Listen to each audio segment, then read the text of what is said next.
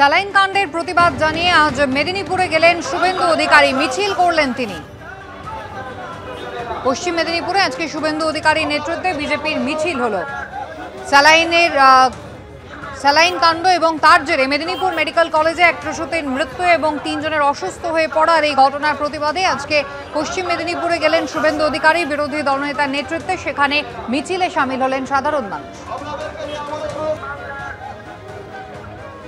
নিজেদের জালিয়াতি, কর্তব্য অবহেলা এবং ক্ষমার অযোগ্য অপরাধকে আড়াল করার জন্য গোটা রাজ্যে হাজার হাজার মানুষকেই স্যালাইন দিয়েছে। এনআরএসএ দিয়েছে কয়েকদিন আগে, গতকাল নদিয়ায় ধরা পড়েছে। কত মানুষের যে ক্ষতি করেছেন মমতা ব্যানার্জি এই স্যালাইন দিয়ে। এবং এই স্যালাইন কোম্পানি তৃণমূল টাকা নিয়েছে।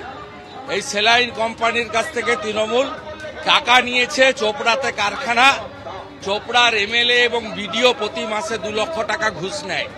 মুকুল ঘোষ অন্যতম ডাইরেক্টরের সঙ্গে তৃণমূলের সম্পর্ক আছে। ক্ষমার অযোগ্য অপরাধকে আড়াল করতে জাতীয় সম্পদ ডাক্তারদের সাসপেন্ড করেছে, এফআইআর করেছে। আমরা সাসপেনশন প্রত্যাহারের দাবিতে এই মিছিল করছি। সাসপেনশন প্রত্যাহারের দাবি জানিয়ে এবার মুখ্যমন্ত্রীকে চিঠি দিয়েছেন মেদিনীপুর মেডিকেল কলেজে সাসপেন্ডেড 7 জন জুনিয়র চিকিৎসক। সরাসরি কথা বলবো, আমাদের প্রতিনিধি সন্দীপ সরকার রয়েছেন আমাদের সঙ্গে। সন্দীপের আগে আমরা দেখেছিলাম স্বাস্থ্য ভবনে তারা চিঠি পাঠিয়েছিলেন, এবার স্বয়ং মুখ্যমন্ত্রী তথা স্বাস্থ্যমন্ত্রীকে চিঠি লিখলেন।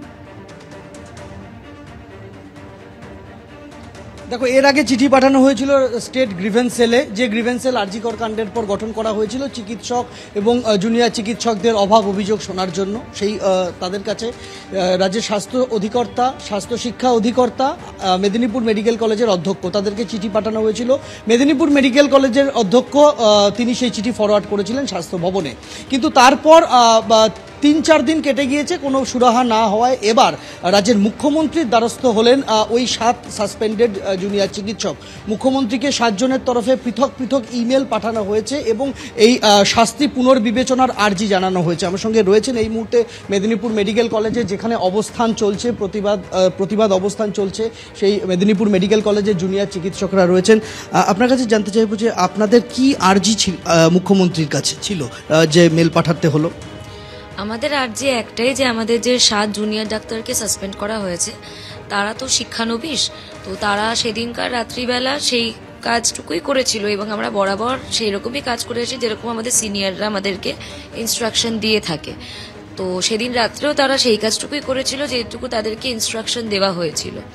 এই 7 জনের এবং আমাদের সবার একটা একাডেমিক ক্যারিয়ার রয়েছে, আমাদের ডিগ্রি পাওয়ার একটা ব্যাপার রয়েছে, নানান রকম ব্যাপার রয়েছে। তো আমাদের আর্জি ওনার কাছে এটুকুই, এবং যাদেরকে এনএমসি বলুন, ডিএমই, ডিএইচএস, যে যাদের সবার দ্বারস্থ আমরা হয়েছি, সবার কাছেই আমাদের আর্জি একটাই, যে আমাদের জুনিয়র ডাক্তারদের উপরে যেসব শাস্তি এসেছে সেগুলো যেন তাদের ভবিষ্যতের কথা চিন্তা করে এবং এটাও কনসিডার করে যে তারা যেহেতু শিক্ষানবিশ এবং তারা সিনিয়রদের ইনস্ট্রাকশনেই কাজ করেছিল যা করেছিল, তো সেইটা ভেবে যাতে তাদের উপর থেকে এই শাস্তিগুলো যাতে প্রত্যাহার করা হয়।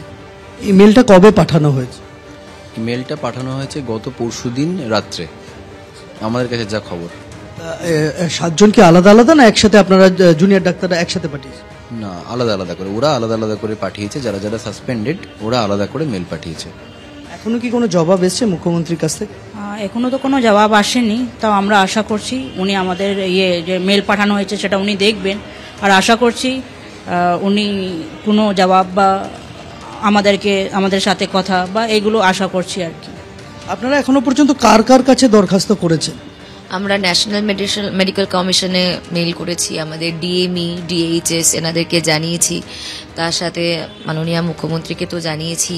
তাছাড়া আমাদের যেসব স্টেট গ্রিভেন্স সেলেও এটা জানানো হয়েছে, এবং আমাদের মেডিকেল যে অর্গানাইজেশনসগুলো থাকে, যেমন আইএমএ, আমাদের অ্যানেস্থেশিয়া ডিপার্টমেন্টে যে অর্গানাইজেশন আছে, আমাদের গাইনি যেসব সোসাইটিগুলো আছে, তাদের সবাইকেই আমরা জানিয়েছি ব্যাপারটা। এখনো কোনো জবাব এসছে কারোর কাছ? এখনো কোনো রকম কোনো জবাব সেই রকম আমরা কারোর থেকে পাইনি। আপনাদের এই অবস্থান কি চল? এখন আমরা দেখছি যে আমরা তো জবাবের আশায় আছি, কতক্ষণ চলবে আমরা সেটা বলতে পারছি না। তুমি দেখতে পাবে যে এখানে এই মুহূর্তে আজকে তৃতীয় দিনে পড়লো তাদের এই অবস্থান, এবং এই অবস্থান আজকে তৃতীয় দিন এইভাবেই কিন্তু তারা পালা করে রিলে অবস্থান করছেন। যেহেতু 7 জনকে সাসপেন্ড করা হয়েছে, সেই 7 জন এই মুহূর্তে ডিউটিতে নেই।